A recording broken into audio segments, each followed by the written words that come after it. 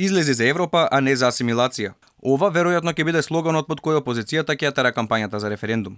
Лидерот на ВМРО ДПМН е убеден дека граѓанското изјаснување ќе биде успешно. Повика на семакедонско обединување, но и на обединување на сите кои живеат во Македонија. Вели на македонците како никогаш досега. Сега им треба поддршка од нивните соседи албанци, турци, роми, срби, власи, бошњаци и сите останати. ВМРО ДПМН поддржува интеграција на Македонија во рамките на Европската унија без никакви дилеми. Но ВМРО ДПМН не поддржува асимилација, промена на историски факти, откажување од посебноста на јазикот и идентитетско обезличување. При тоа, суверенот на државата, народот, не беше ниту прашан, ниту пак Ковачевски има мандат да ја става Македонија во подредена позиција. Да не зборувам што Македонија попушти за името, попушти за Бугарија, попушти за преговарачката рамка, а за возврат не доби ништо.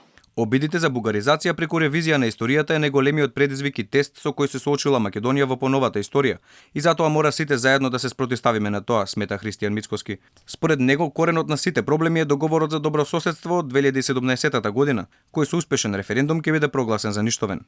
Затруеното дрво раѓа затруени плодови. Раскинувањето на овој договор ќе значи раскинување на барањата за промена на учебници, спорење на јазикот, историјата, културата и така натаму. ВМРО ДПМН ќе повика да се гласа за престанување на важноста за овој штетен договор. Очекувам власта да дозволи да се изјасни народот и да се стави крај на уцените, притисоците и кочењето на Бугарија. Ова да биде одговор на народот за својата Македонија и за нашата заедничка иднина.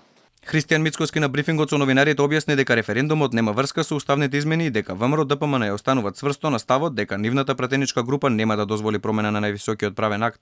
Немаме ништо против бугарите да бидат дел од уставот, но со што Бугарија покажа дека е добар сосед. Тие упорно тврдат дека не постои македонски јазик и македонска нација, вели Мицкоски. Референдумот најверојатно ќе се одржи напролет, кога ќе завршат сите законски процедури. Опозицијата од утре започнува со процесот, а веќе од наредната недела би требало да бидат создадени услови да започне собирањето 150.000 потписи преку подрачните единици на Министерството за правда, процес кој може да трае до 3 месеци. По ова, собранието ќе има обврска да го распише референдумот кој ќе треба да се одржи во рок од 60 до 90 дена.